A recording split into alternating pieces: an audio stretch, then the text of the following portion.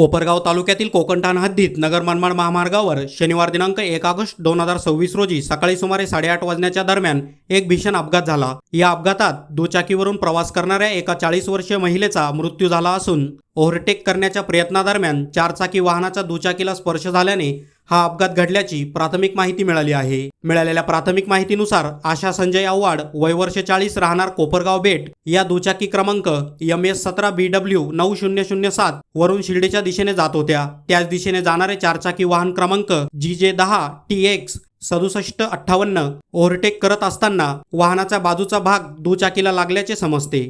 या धडकेमुळे आशा आव्हाड यांचा दुचाकीवरील ताबा सुटून त्या रस्त्यावर पडल्या। त्यानंतर त्या चारचाकी वाहनाखाली आल्याने त्यांचा घटनास्थळीच मृत्यू झाला आहे। घटनेची माहिती मिळताच कोपरगाव शहर पोलीस घटनास्थळी दाखल झाले। पोलिसांनी पंचनामा करून मृतदेह कोपरगाव ग्रामीण रुग्णालयात शवविच्छेदनासाठी पाठवला। या प्रकरणी पुढील कायदेशीर प्रक्रिया सुरू असून अपघाताचे नेमके कारण काय व अन्य बाबींचा तपास कोपरगाव शहर पोलीस करत आहेत। बातमी तुमची प्राधान्य आमचं। प्राधान्य न्यूज साठी प्रमोद पवार, कोपरगाव। आज सकाळी 7-7:30 वाजेच्या दरम्यान स्वस्तिक हॉटेल जवळ आमच्या गल्लीतलेच आमच्या काकू आशेबाई संजय आव्हाड यांचं आज अपघाती निधन झालेलं आहे।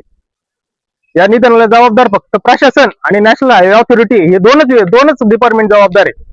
याच्यापैकी 7-8 किलोमीटरचा हा रस्ता काल परवा अंचलगाव चौफुली जवळ ऍक्सिडेंट झाला। तिथं ऍक्सिडेंट झालं तर ती ट्रॅफिक सावलीवर फाट्यापर्यंत गेली, तिथूनही ती ट्रॅफिक हे झाली नाही म्हणून आज ऍक्सिडेंट झाला। आज आमच्या गल्लीतल्या ज्या कुटुंबाच्या कर्तव्यरित्या होत्या, ज्या संस्थांना कामाला होत्या, संस्थांना कामाला चाललेल्या असताना त्यांचा ऍक्सिडेंट झाला। या गोष्टीला जबाबदार कोण? या गोष्टी थांबणार कधी? या कोपरगावात 2-2 आमदार असताना जर या रोडची इतकी बेकार आणि इतकी बेकार अवस्था झालेली आहे, त्याला जबाबदार कोण? आम्ही कोणाकडे दाद मागायची? किती वेळा आंदोलन करायचे? बेट नाक्यावरती रोड क्रॉस करायला लहान मुलं असतील, त्यानंतर वृद्ध व्यक्ती असतील, साधं स्कूटीवरून निघाल तरी गाडी स्लिप होण्याची भीती वाटते। गाड्या स्लो जरी चालल्या परंतु गाडी किती आपण कंट्रोल करून चालवली, परंतु जर खड्ड्यामुळे जर आपल्याला खड्डा वाचवता येत नसेल, पाठीमागून आली गाडी उडवून गेलं, त्याला कोण जबाबदार आहे? या रोडचं काम असं किती वेळ चालणार आहे? असे किती बळी सरकार घेणार आहे? याला काहीतरी प्रशासनाने उत्तर दिलं पाहिजे। आणि आमच्या अशा काकून जो ऍक्सिडेंट झाला त्याला शासनाकडून 100% भरपाई ही मिळालीच पाहिजे, कारण त्या आयुष्यात त्यांच्या कुटुंबाचे पूर्ण कर्तव्य तर त्याच होत्या, त्यांना भरपाई ही मिळाली पाहिजे। आणि या गोष्टीची जबाबदारी नॅशनल हायवे ऑथॉरिटीने याची पूर्ण जबाबदारी घेतली पाहिजे, अशी आमची अपेक्षा आहे पूर्ण गावकऱ्यांकडे।